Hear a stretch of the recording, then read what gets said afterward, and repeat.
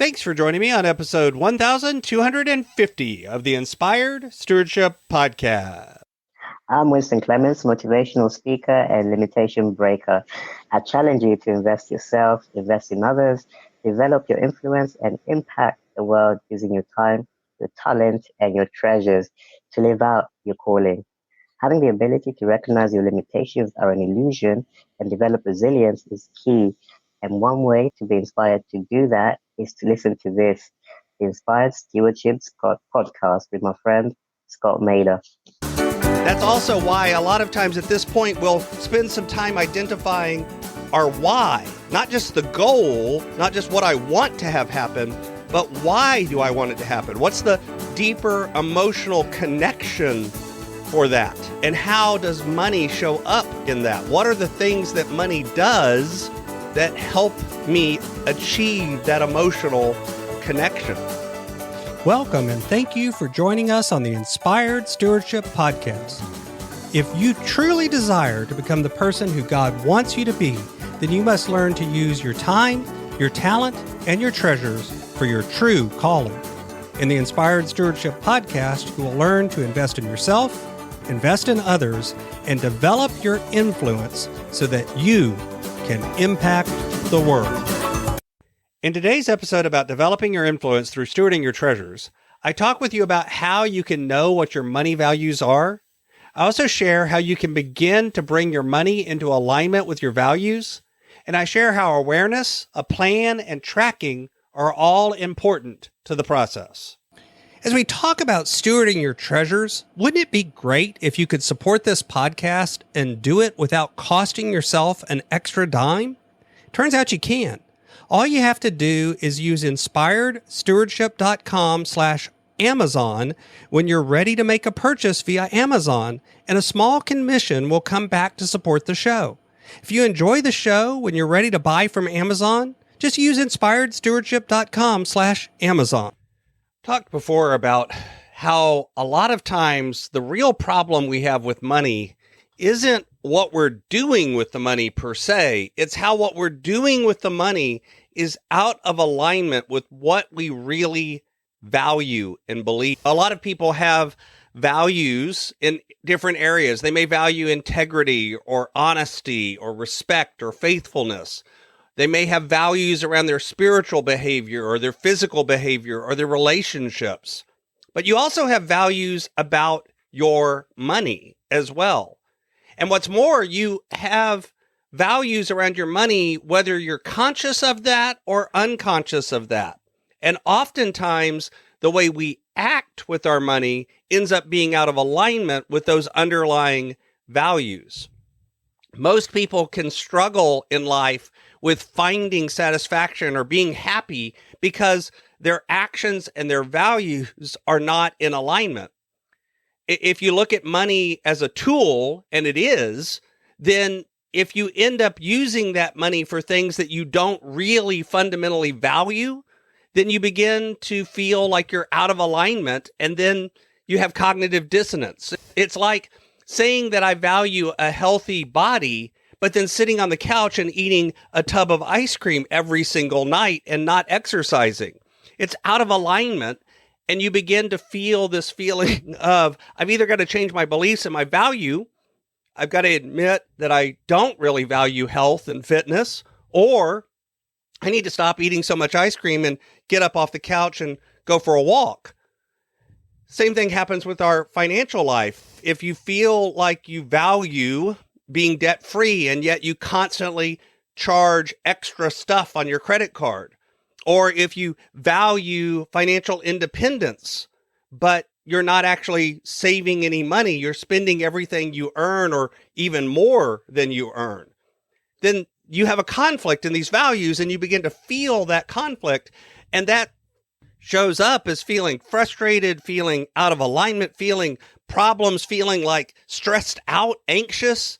It feels like something's not right.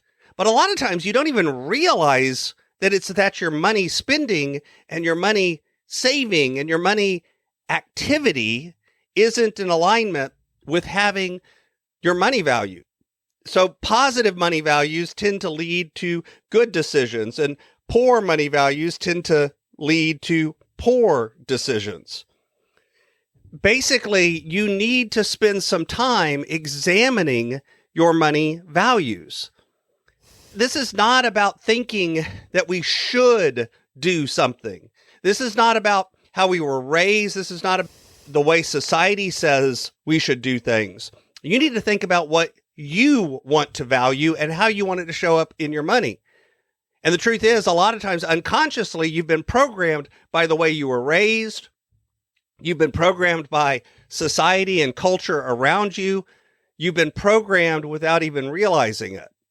So the first thing to do is sit down and actually just brainstorm, just write different things in your life where money has an impact. Where does money show up in your behavior? Where does money show up in your activity? Does it show up in your lifestyle? Does it show up in your marriage, your dating, your relationships? Does it show up in how you raise your children, in your career decisions, in your health decisions, hobbies, education, giving, retirement, saving, spending?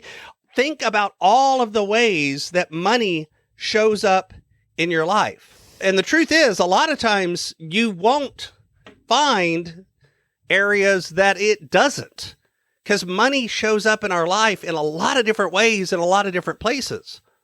And then begin to say, let's think about the future. Let's think 3 or 4 or 5 years into the future.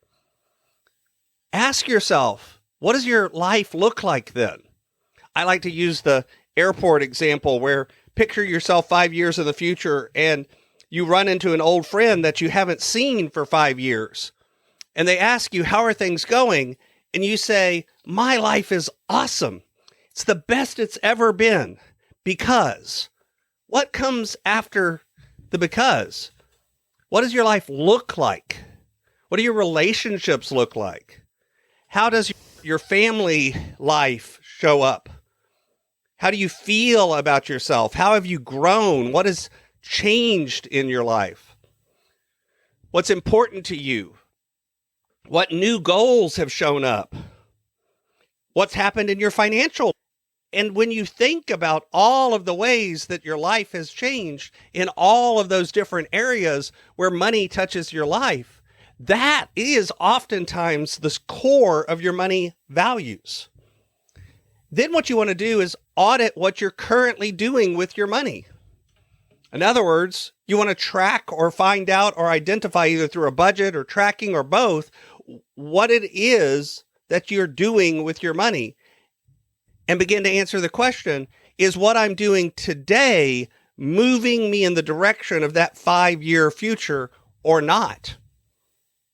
Are the choices I'm making today helping me get to what I want? Are they moving you into alignment with your money values? That's also why a lot of times at this point, we'll spend some time identifying our why, not just the goal, not just what I want to have happen, but why do I want it to happen? What's the deeper emotional connection for that? And how does money show up in that? What are the things that money does that help me achieve that emotional connection? Because at this point, you've got awareness of what you're doing with your money, and you've got awareness of your values. This is when that cycle of budget, plan, review, and adjust comes up. You can look at what you're currently doing with your money. You can then make a plan of what you want to be doing with your money. And then you begin to track and see, are you executing on that plan? And if you're not, then you need to review and reflect and adjust what you're doing. You may discover that you need to cut out some things out of your budget that might seem important, but when you look at them in the larger scheme of things and how they move you in the direction of your bigger goals, they're not that important after all. You may discover that you need to spend some time in schooling and find a way to increase your career or even get a new job and make more income. You may discover that you need to be spending money in ways that you're currently not, or you need to be saving money in ways that you're currently not. But then you can begin to set up your behavior to actually execute on that. Thanks for listening. Thanks so much for listening to the Inspired Stewardship Podcast. As a subscriber and listener, we challenge you to not just sit back and passively listen, but act on what you've heard and find a way to live your calling. If you like this episode on the stewardship of treasures, you can sign up for our treasures tips by going to inspiredstewardship.com/treasures or text in the U.S. 44222 treasures tips. And we'll send you 5 weeks of our best tips on stewarding your treasures. Until next time, invest your time, your talent, and your treasures. Develop your influence and impact the world.